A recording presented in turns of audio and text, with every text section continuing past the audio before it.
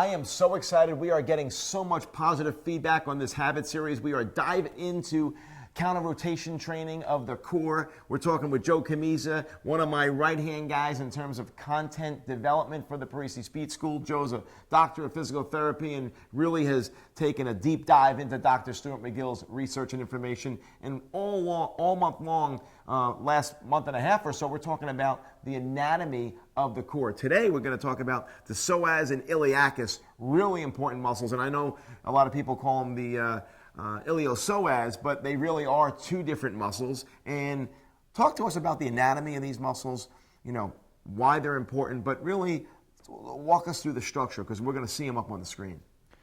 So we'll start with the psoas. The psoas actually attaches directly to the spine.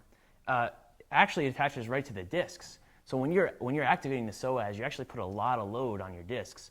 So even in a neutral spine, there's a lot of load. The iliacus, it conjoins with the psoas. The iliacus originates on the iliac fossa, so like deep in the pelvis there, and they both go to the lesser trochanter of the hip. But they have two different roles. So the psoas is more the spine stabilizer. They're the ones to create that anchor for the iliacus to flex the hip. So the iliacus is the powerful hip flexor, and the psoas is the spine stabilizer. And like we talked about in a previous habit series with the glute max, it's similar with the iliacus. So if the iliacus isn't firing first and is the primary mover to hip flexion, then you're going to get other problems that develop. So you can use your other hip flexors. You can use your rectus femoris, and you can get quad tears and quad strains.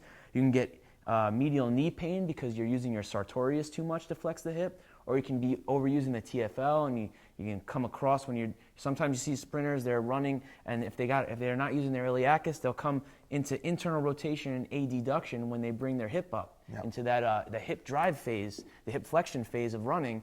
And all that can be solved a lot of times with just making sure iliacus is firing properly and is strong enough.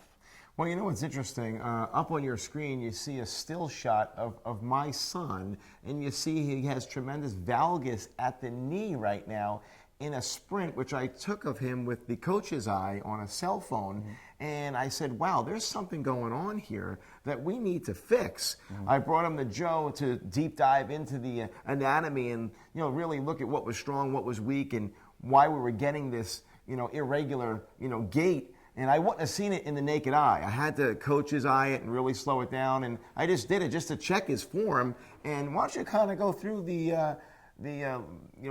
what happened? Mm-hmm. So Bill showed me that video, and I did some, like right away I saw it was a hip flexion problem. So I looked at some of the hip flexors and I checked his TFL. It was really jacked up. It was very tender. I did what's called a Thomas test to see if the TFL is tight, the IT band is tight, and it was. But then I had just actually recently read material on the iliacus, and I was like, let me check his iliacus. And I couldn't even touch it. It was so painful. It was so tender. It was hypertonic. It was hypertonic. Define hypertonic. The muscle was hypertonic. And this is an 11-year-old kid who's just an active kid playing sports, coming to the Parisi Speed School 1-2 days a week throughout the year on average. Explain hypertonic and what the deal was there. So every muscle has tone, but a hypertonic muscle is when there's excessive tone to the muscle. So it develops trigger points. It's kind of like in spasm. It's cramped up. So when it's in spasm, it can't function properly. It can't generate force. It can't lengthen properly, and it can cause pain. In this case, he didn't have any pain running. It was just the faulty mechanics, which would have led to pain later on and breakdown in other muscles. But what I did was I checked the iliacus, and it was very, very hypertonic. So I released it, and I had to do it in spurts because he couldn't tolerate all at once. But when I released it, what happened was TFL calmed down. So TFL was tender. I released iliacus. TFL wasn't tender anymore. Mm.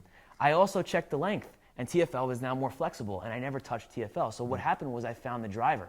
Iliacus was the driver. It impacted the other hip flexors when I corrected it. And when he says release, he applied some pressure. As a therapist, now we don't have the license or the the law doesn't allow us to put our hands on someone. That's why, working with therapists, and that's why we brought physical therapy into the Priestley Speed School. We are partnering, bringing in therapy. So this is a more detailed case, but it involves the iliacus. That's why we're talking about it today. And a huge breakthrough, and you released it, and all of a sudden his mechanics got better, and he actually started running faster. So it was really, really a great opportunity to improve.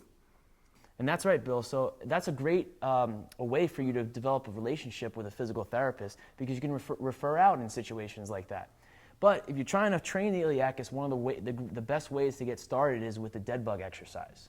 With the dead bug, you're on your back, and the goal is to stop movement at the spine while you're creating movement at the shoulder and the hips. So when you're doing the hip flexion part of it, you're activating the iliacus. And you're activating the psoas too, because you're using the psoas to stop the movement in the spine while you're allowing that hip flexion to happen. That's awesome. The dead bug exercise, great exercise for the iliacus. And psoas, did that touch the psoas a little bit? Yeah, more iliacus, but yeah, it's going to hit the psoas. A little bit. Guys, take advantage of it. Incorporate those dead bug exercises into your routine. Attack that iliacus. Get your athletes to stabilize and run faster.